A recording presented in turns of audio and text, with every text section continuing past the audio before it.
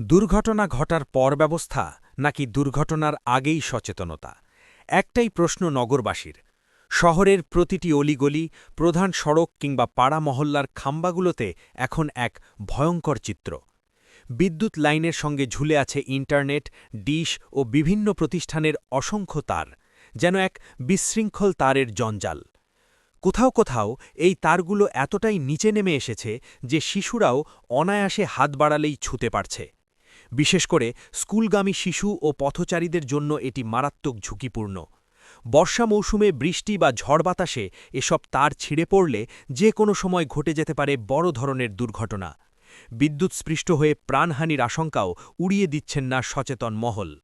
স্থানীয়দের অভিযোগ, সংশ্লিষ্ট দপ্তরগুলোর নজরদারির অভাবে দিনের পর